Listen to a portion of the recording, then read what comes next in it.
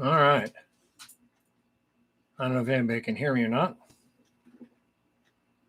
Maybe, maybe not.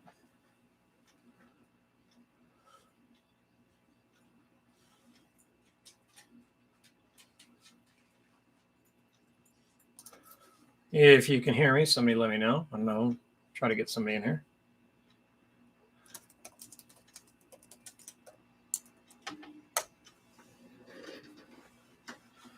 Remember life, remember to guard your privacy. Yeah, okay.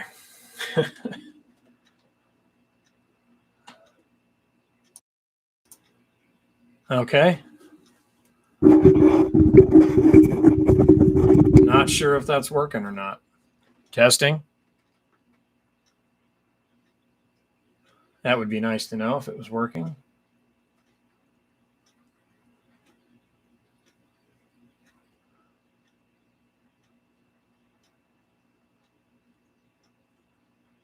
First time for everything. Not sure how to do this. So we're going to give this a bash. Hopefully the microphone's working. Get it over here. Raw. All right. So I'm going to crank that up just a little bit here.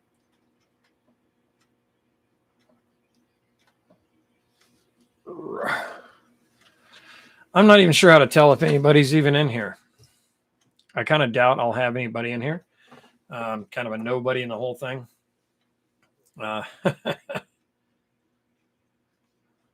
So yeah, let's see here. So basically, if anybody's even listening, that's okay. So basically, what I'm looking for is if any of you guys watch any of my videos on my channel, primarily I do a lot of filming underwater at some of these lakes here in the Pacific Northwest. I try to add a little bit of above water, sometimes a little bit of interesting facts about the area I go to. Below water with a bunch of camera rigs that I've designed and built myself. And then I deploy all this on a kayak. The current kayak that I primarily use is a Three Waters Big Fish 105. And it is a crazy, crazy, crazy solid, stable platform for what I'm doing. As you can imagine, because a lot of places I got to go to, you can't put any kind of motorized stuff on those waters because they're really, a lot of these places I go to are protected waters. So like a lot of my videos, you'll notice are done at Clear Lake. I got a thing for Clear Lake. That place is in Southern Oregon, 3,000-year-old trees. You watch my videos, no doubt you've heard me harp about them. And so I can't use powered equipment there, so it's a lot of rowing as you go. And so stability with your kayak is absolutely critical. And the Tri-Hull of the Three Waters 105 is fantastic for that. This last season, I picked up a Teton Pro. It's another really stable kayak. I did a video on testing that one. And it's pretty good. I call it a lab yak because it's got a big, huge front area where I'm really hoping I'll be able to take a dog or the dogs, two dogs, whatever we'll see, in the front area. Whereas on the Big Fish, I've got a big console there and all kinds of stuff. So it's going to be primarily more for recreational, a little bit less focused for film work and stuff like that. And that's kind of what I'm geared at. And so I do a lot of my filming with a DSLR camera that I do my stills with. And I also run a lot of GoPro cameras. Currently, I'm running GoPro Sessions, and I run 3 GoPro 7s. I run 2 GoPro 5s, 3 GoPro 9s, a Insta 360X3 for the 360 stuff. And that's new for this year. That one, I've done some 360 work before. I was less than impressed. I had a PixPro 360 camera. Totally just didn't cut the mustard for me. Its low light capabilities early in the morning was absolutely horrible for stills. And then I upgraded to a GoPro Fusion. and a lot of issues with that. I mean, it's low megapixel photographs. So the idea there was I would mount it up on a pole on the kayak, and I would remote operate it, and it was kind of neat because any place I'd get in a neat area or whatever like that, and I could take a photograph, and it did a 360-degree photograph. So when I got back home and post, I could take that one photograph and I could move it around, up, down, left, right. If you know anything about 360, move it any direction I wanted, and then take a screenshot of that particular thing, zoom in, zoom out, whatever. And I could take that as an image and utilize it in the video or whatever. Again, the problem was megapixels. It was just, comparing that to the GoPro footage as well as the DSLR or pretty much anything, maybe put it up against an old Nokia from the early 90s. It was absolutely terrible for photographs. If you had high light, like really bright sun out, and you didn't have any lens flare, it did okay. I just wasn't impressed. The bigger issue with that was with the Fusion was the 2 memory card thing on there, because then they went to the Max, which I was just like, I'm just kind of done with this for now. And but the Fusion had two memory cards, one for each camera, front and back, and stitching it together was an absolute nightmare. Their software they had for it was just terrible. And then if you tried to import it off the camera would get scalding hot, and it took forever. Once you did edit it down, if you could figure out how to do it in the editor, once you did edit it down to process that video, be it 360 or not, to process it, a 5-minute video would take you like 8 hours to do. It just was not worth it. The other way to do it was take both memory cards out, put them in a file, and then Siamese up the files, and then, oh God, it's just like, forget that. Okay. It would have made a better hockey puck. Fast forward a couple years, and Insta360 has been just dogging down on it, and they've come a long way. I started really paying attention to the Insta360 cameras when they came out with the Insta360, and then the 1, and then the 2 X2, and now it's just the Insta360 X3. It's not the 1 X3. And so they've done a lot. Their software for it, both on the mobile app and their desktop, is really, really good, easy to understand. Even an idiot like me can figure it out. I will say one thing I would like to see them do, though, is the phone app for the for their studio. Their phone app is great. It's absolutely great. But trying to figure it out on a phone sometimes is difficult, and I love to do things on the PC. With that said, a lot of the stuff that you can do on the phone app, which is great, you can't do in the PC studio. So a lot of the cool effects and stuff you can't do. So I'm probably going to use the X3 360. I'm probably going to use it with now that it's got 72 megapixels in a globe. It's got 72 megapixels. So I'll use that for stills. And I will also be using that for probably 360 video as well, because I can take the video, I can really simply, I'm able to focus on what I want to do at different angles and create different effects. They've really come up with something cool. So anyway, so I'm going to be incorporating the footage from the 360. I don't plan on uploading 360 videos. I don't know. You tell me how many people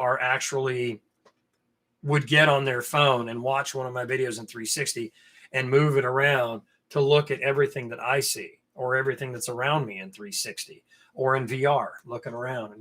That's what you would see, almost like they say being there. So I could certainly do that stuff and do a 360, but my primary intention here is to use the 360 camera, the X3 camera, in conjunction with my DSLR and all my GoPros and my dive cameras, my stationary cameras, and all that kind of stuff, my drones, because it all kind of makes one big package, and that's what I utilize to create these videos. So I'm sure I'm going to end up at Clear Lake again this year. I just can't get enough of that. one of the things I'm really trying to figure out, and I don't know much about fish finders. So here's the deal. So as I've been filming at that lake for quite a while now, one of the things that has kind of just got under my skin is I have mapped out, I'm not going to say every tree there on the lake because, you know, surprise, all of a sudden you come up on one. My second to last trip down there this last year ran into 2 trees. I don't know how I ever missed them, but you got to kind of be right on them to find them. One of my, you know, we nicknamed Needle, and because it looks like a humongous needle. I didn't laser that one to see how tall it is because I do have a sonar, not laser. I have a sonar, and what I do is I'll typically sonar shot from the water's surface right to the top of the tree, and that will give me a depth. And then I'll move the sonar off the tree and shoot to ground, and then that'll take that depth. So then I take that second number, subtract the first number, and that gives me the height of that particular tree. Anyway, geek. So this particular tree, it looks like a giant sewing needle. It's the weirdest thing at the top. It's kind of arched, you know, just like a sewing needle. It's got a perfect oval hole in the top of it. It's really awesome. Last trip, the last trip I went out there this last year, I went back to try to get some good footage because the footage I did have of it sucked. So it was kind of a surprise to run up on it. And there was another one right pretty close to it. Anyway, Revit. On the north end of this lake, the water gets, it's the warmer end of the lake, we'll say. The water gets a lot warmer in a way. Anyway, I guess the thing is the water has more algae content in it. Okay. So it's not crystal clear like you're looking through a window. And because of that, you can't, on the northern end of the lake, out in the middle, you can't see the ground all the way down there. It's not the depth that's the issue. It's the particulates that's in the water at that end. So on that end of the lake, I've gone around the perimeter and I've mapped out, and I know where pretty much all the trees are that are part of this 3,000-year-old valley of trees that were there. But my gut is screaming at me, and it's telling me that in that in that part of the lake that's dark, you can't see down into, I am literally convinced there are more trees down there. Now, here's the issue. If you can't see them, how else are you going to see them? So I'm thinking possibly a fish finder, a sonar. And that is a whole nother can of worms because I'm finding out that side scan and down scan or whatever they call these things, they only work if you run them between like 3 and 5 miles an hour and you're paddling around, you know. But that's all fine and dandy. I guess I could use one of those to say, oh, there is one here, or there's 3 or 4 or 5, whatever. So I could grid the whole end of that lake, you know, and discover, yes, there are some here. The problem is if I want to geo mark them or geo map them exactly where they are so that I can come back with the sonar and how big are these?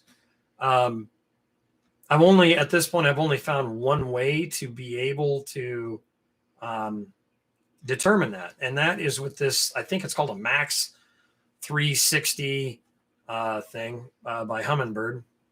And basically what it does side scan and down or something like that, but it also does a stationary 360. So you can pull up, you know, you scan with your side scan, you learn where stuff is, and you can tag it on your screen, and then you can come back to it.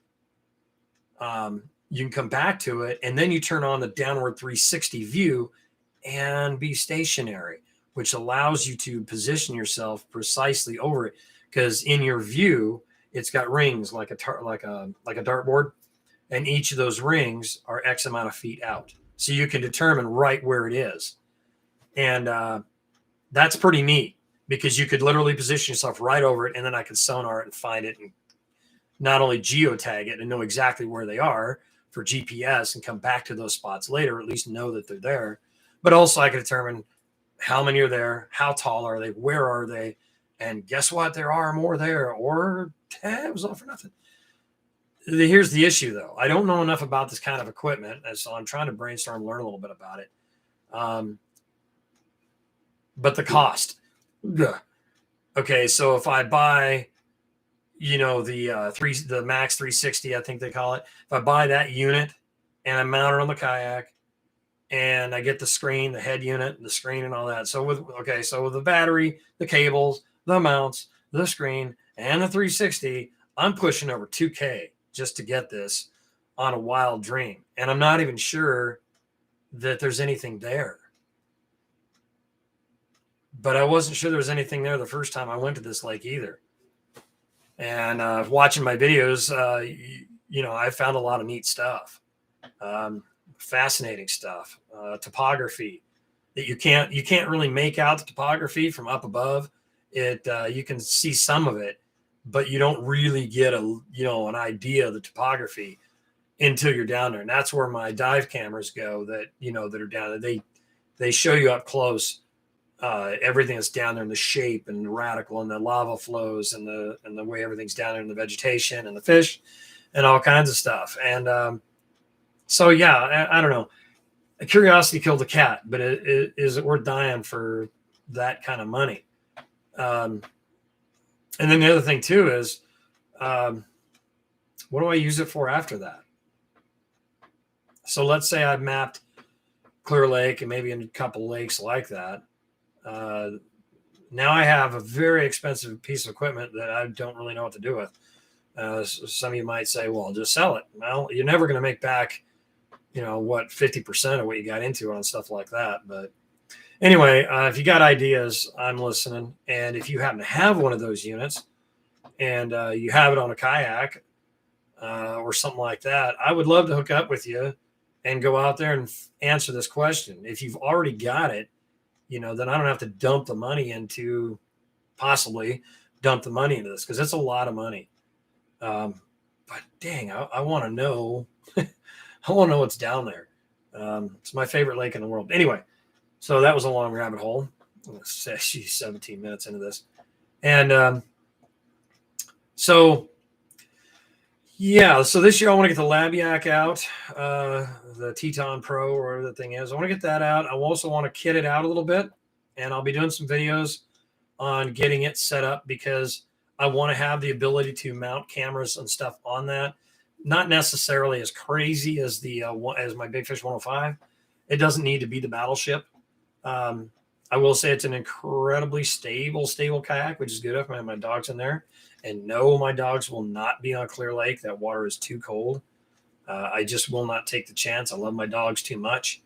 And I can't even begin to imagine what would happen if something happened and one of my dogs fell in that water.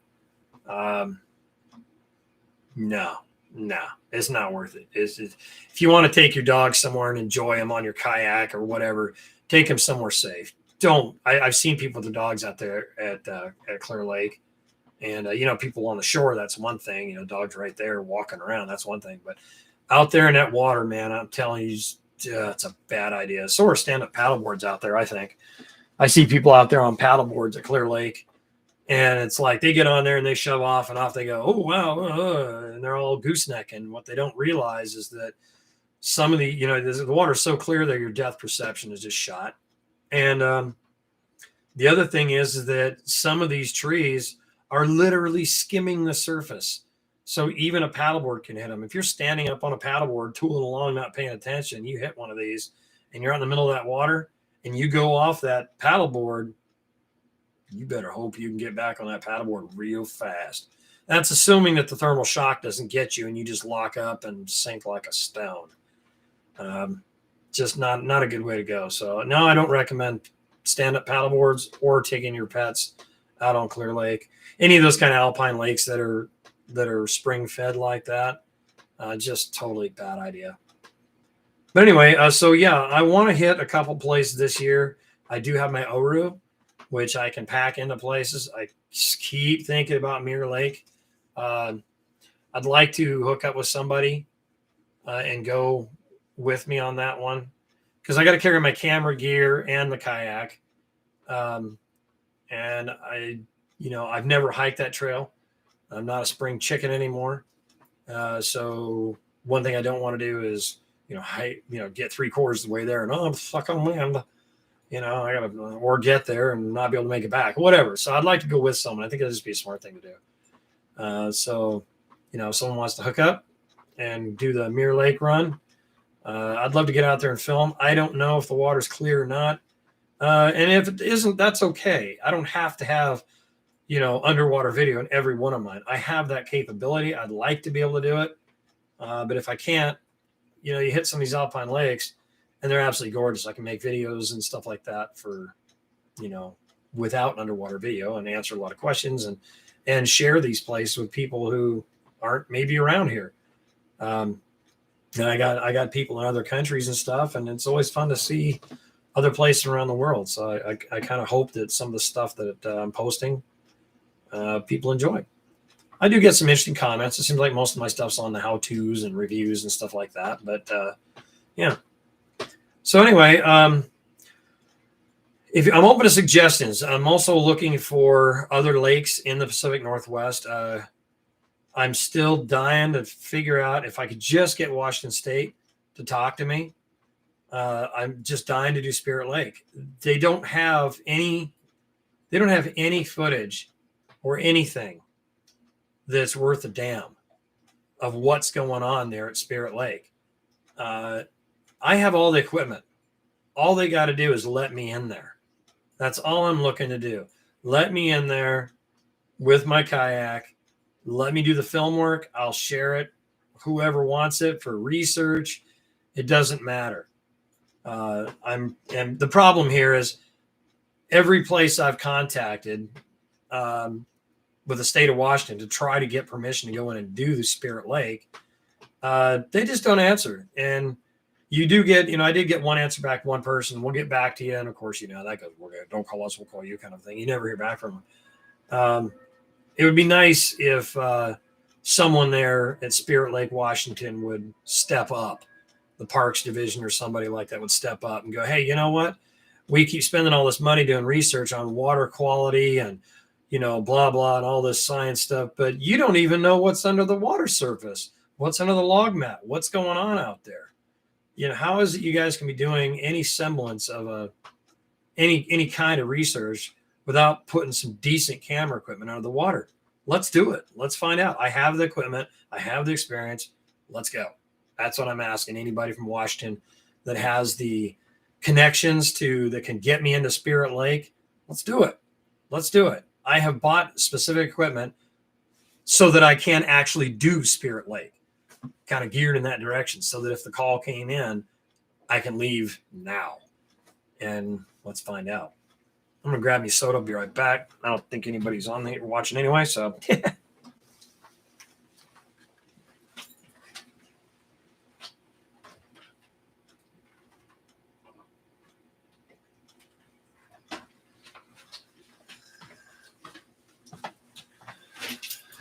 Okay.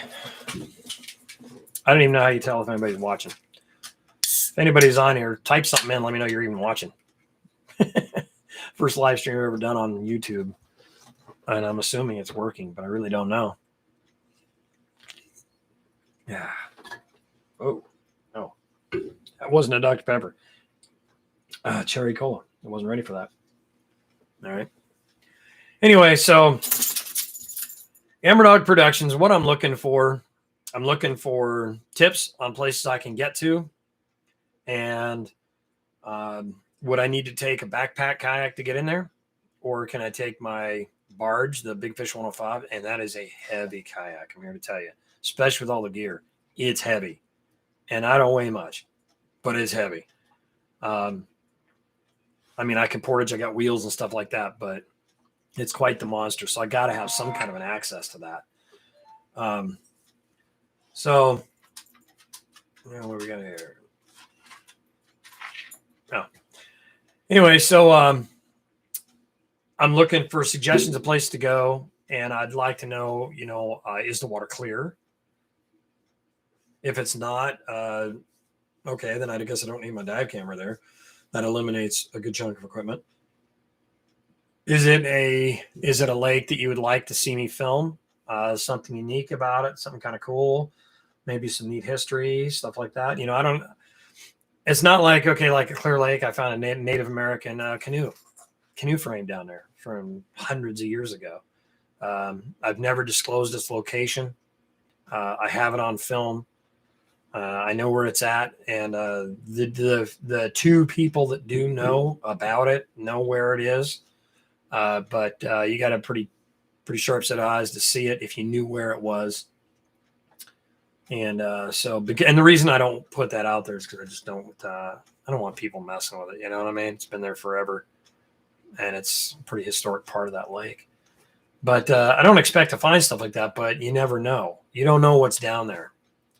But as far as water clarity, if I'm going to do my dive cameras, you need pretty clear water. If it's all kind of algae-ish and a lot of particulates in there, the video doesn't come out that well. I've done underwater video at Frog Lake. You can't really see much there. That was the catfish stuff. You could see, a couple of feet. And then Trillium Lake. I did Trillium Lake. Again, high particulate matter. Nice lake, though. From above water, it's absolutely gorgeous. The view of Mount Hood is staggering. So, stuff like that around the Northwest. I mean, I don't want to travel like 9 hours to get there. Waldo Lake was a pretty good drive. It was like 4.5, almost 5 hours to get to Waldo Lake for me. And I had to get down there, full day of filming, and drive back. That was a day. Ugh. But the video that was pretty cool. That was neat. And it was really clear water, too. It was really awesome. I didn't expect it to be as clear as it was, but there it is. Yeah, a place like that I really like. So if there's any place that you can think of like that, tell me about them. Shoot me a note, whatever, and let me know. So suggested things you would like me to do or film, or maybe a product review, or some of the equipment that I have. If there's something you would like to know, how did I do this? How did I do that? What am I using to do this? Shoot me a note. Let me know. And, I'll be more than happy to share anything. I don't have any trade secrets or anything like that. I just do it for fun and to share with you all. So anyway, I'm going to get rolling here, and hopefully I'll hear from somebody, and y'all take care. Hammer Dog Productions. See ya.